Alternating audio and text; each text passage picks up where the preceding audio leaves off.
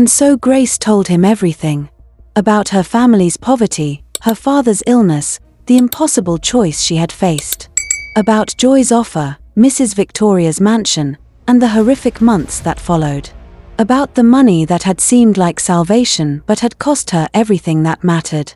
As she spoke, she watched David's face change. Confusion gave way to shock, then to something that looked like physical pain. When she reached the part about the accident and the surgery that had left her unable to have children, David's hands began to shake. "You're saying, you can never have children?" he asked, his voice hollow. Grace nodded, tears streaming down her face. "I wanted to tell you, but I was so afraid of losing you. I thought maybe we could adopt, or maybe you would love me enough that it wouldn't matter." David stood up abruptly, walking to the edge of the veranda. For long moments, he said nothing, his back to her as he gripped the railing. "How could you keep this from me?" he finally asked, his voice thick with emotion. "How could you marry me knowing that I wanted children so badly?" "I was scared," Grace sobbed. "I love you so much, and I thought." "You thought what?" David turned around, and Grace saw tears in his eyes. "That you could just deceive me forever. That it wouldn't matter that you've taken away any chance I have of being a father. We could adopt." "That's not the point." David's voice cracked. "The point is that you lied to me. For 2 years, you let me dream about our children, plan our future, while knowing it was impossible. How am I supposed to trust you now? How am I supposed to believe anything you've ever told me?" The fight that followed was devastating. David was hurt in ways that went deeper than anger, and Grace was drowning in shame and regret. By morning, David had packed a bag and moved in with a colleague, saying he needed time to think. Grace spent the next few weeks alone in their house, waiting for him to come home, to forgive her, to find a way past the betrayal. But when David finally returned, it was only to pack more of his belongings. "I've thought about this from every angle," he said quietly, avoiding her eyes. "I love you, Grace. I probably always will. But I can't get past the deception. Every time I look at you, I'm reminded of the children we'll never have, and the fact that you hid it from me." "David, please," Grace begged. "We can work through this. We can find another way to be happy." David's shoulders slumped with exhaustion. "Maybe we could have, if you had been honest from the beginning. But now, I don't know how to trust you again. And without trust, what do we have?" The divorce was finalized quietly 6 months later. David was not cruel or vindictive. He simply wanted to be free to find someone who could give him the family he longed for. Grace heard through mutual friends that he had moved to Lagos and was seeing someone new, a young doctor who worked at his hospital. Grace remained in Calabar, unable to bear the thought of returning to Port Harcourt and facing her family's questions about why her marriage had failed. She threw herself into her work, taking on increasingly challenging projects, staying late at the office to avoid the emptiness of her house. The money she had saved from her time in Abuja was nearly gone, spent on legal fees, medical bills, and the simple cost of living alone. The expensive clothes gathered dust in her closet, reminders of a prosperity that had cost her everything she truly valued. One evening, as Grace sat in her empty house eating a solitary dinner, she received a call that changed everything. It was Blessing, calling from Port Harcourt with news that made Grace's blood run cold. "Grace, you need to know something," Blessing said urgently. "Joy is dead." Grace felt the phone slip from her numb fingers. "What?" "She was found in her apartment in Abuja 3 days ago. The police say it looks like an animal attack. They're investigating, but..." "Grace, they found evidence that she was involved in some kind of illegal animal trafficking ring. They think the animals turned on her." Grace stared at the wall, seeing her cousin's face as clearly as if Joy were standing in front of her. Beautiful, glamorous Joy, who had introduced her to Mrs. Victoria and changed the course of her life forever. "There's more," Blessing continued. "The police found records of other girls who worked for this woman. Most of them are missing, Grace. They think some of them might be dead." Grace ended the call and sat in the darkness of her house, finally understanding the full scope of what she had escaped. She had survived something that had killed others, but the cost of her survival had been almost everything that made life worth living. That night, for the first time since her marriage had ended, Grace prayed. Not the desperate, bargaining prayers of her youth, but a quiet conversation with God about forgiveness, redemption, and the possibility of finding meaning in a broken life. The answer came gradually, not as a voice from heaven but as a growing certainty in her heart about what she needed to do. Grace began writing her story, not for publication or fame, but as a way of processing her trauma and perhaps preventing other young women from making the same devastating choices. She wrote about the seductive power of easy money, the way poverty could drive people to compromise their deepest values, and the long-term consequences of decisions made in desperation. She started speaking at churches and schools in Calabar, sharing her story with young women who were facing their own financial pressures. At first, it was terrifying to be so vulnerable, to see the shock and judgment in some faces. But gradually, she began to see something else: recognition, understanding, and sometimes gratitude from girls who saw their own temptations reflected in her story.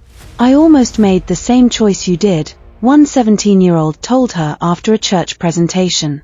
"My boyfriend's uncle said he could get me work that paid really well, but something about it didn't feel right. After hearing you speak, I know I was right to say no." These conversations gave Grace a sense of purpose she hadn't felt since childhood. She couldn't undo her own mistakes, couldn't restore her ability to have children or repair her marriage to David, but maybe she could prevent other young women from traveling the same dark path. Grace also began volunteering at a local orphanage, finding joy in caring for children who had been abandoned or orphaned. She couldn't be a mother in the traditional sense, but she could provide love and guidance to children who desperately needed both. The work was emotionally challenging, but it filled a void in Grace's heart that she had thought would remain empty forever. The children didn't care about her past mistakes or her inability to have biological children of her own. They only cared that she showed up consistently, that she listened to their problems, and that she celebrated their small victories. As Grace's reputation as a speaker and advocate grew, she was invited to share her story in other cities across Nigeria. She traveled to universities, speaking to students about making wise choices and finding self-worth beyond material possessions. She visited rural communities, talking to young women about the dangers of get-rich-quick schemes and the importance of education and honest work. The speaking engagements didn't pay much, but they provided enough income to support Grace's simple lifestyle. She had learned to find contentment in small things: a good book, a cup of tea shared with a friend, the laughter of children at the orphanage, the sunset over the Calabar River. One evening, 3 years after her divorce from David, Grace received an unexpected visitor. She opened her door to find Mrs. Victoria standing on her doorstep, looking older and more tired than Grace remembered. "May I come in?" Mrs. Victoria asked quietly. Grace hesitated, her heart pounding, but curiosity won over fear. She stepped aside to let the older woman enter. Mrs. Victoria looked around Grace's modest living room, taking in the simple furniture and the pictures of orphans that decorated the walls. "You've changed," she observed. "Yes," Grace replied simply. "I have." Mrs. Victoria sat down heavily in one of Grace's chairs. "The police shut down my operation last year. Several of my girls are dead, others are in prison or hiding. I've lost everything: my houses, my businesses, my reputation." Grace felt no satisfaction in hearing this news, only a deep sadness for all the lives that had been destroyed. "Why are you here?" Mrs. Victoria was quiet for a long moment. "I heard about the work you're doing now, speaking to young women about making better choices. I wanted to apologize, I suppose. What I did to you and the others was wrong. I told myself I was providing opportunities, but I know now that I was destroying lives." Grace studied the older woman's face, seeing genuine remorse there. "Apologizing won't give me back my womb, Mrs. Victoria. It won't restore my marriage or undo the trauma I've carried. I know, Mrs. Victoria whispered. "I don't expect forgiveness. I just wanted you to know that I realize now what I did to you. You were so young, so desperate, and I took advantage of that." They sat in silence for several minutes before Mrs. Victoria stood to leave. At the door, she turned back to Grace one final time. "For what it's worth," she said, "I'm glad you survived. I'm glad you found a way to turn your pain into something meaningful." After Mrs. Victoria left, Grace stood at her window looking out at the lights of Calabar. She thought about the girl she had been at 19, so hungry for wealth and status that she had been willing to sell her soul to get them. That girl seemed like a stranger now, someone Grace could barely remember being. The woman she had become was scarred but stronger, broken but not defeated.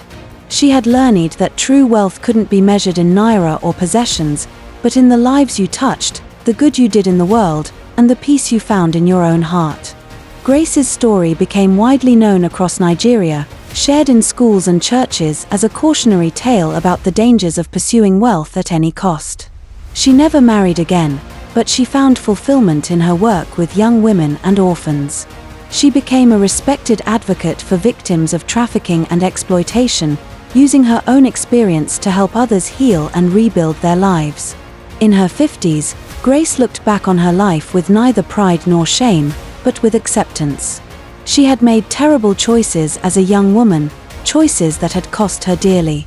But she had also found the courage to acknowledge her mistakes, to seek redemption, and to use her pain to prevent others from following the same destructive path. The money that had once seemed so important now meant little to her.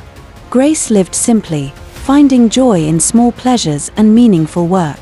She had learned that contentment wasn't about having everything you wanted, but about wanting what you had and using it to serve others.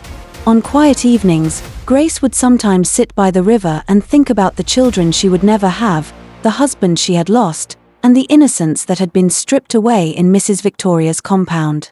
The grief was still there, but it was no longer the overwhelming force that had once threatened to destroy her. Instead, it had become a source of wisdom and compassion, enabling her to reach other young women who stood at the same crossroads she had faced decades earlier. And in the end, Grace had found something more valuable than all the money in Mrs. Victoria's compound, the knowledge that she had turned her greatest mistake into her life's mission, transforming tragedy into triumph, and helping others avoid the same devastating choices that had once nearly destroyed her. The girl who had once dreamed of living behind golden gates had learned that the most important walls were the ones that protected your integrity. Hope you learned something valuable from today's story. Stay tuned as we bring more interesting tales your way. Don't forget to turn on the notification bell so you're the first to know when we post. Please subscribe, like, comment, and share. Your support means a lot.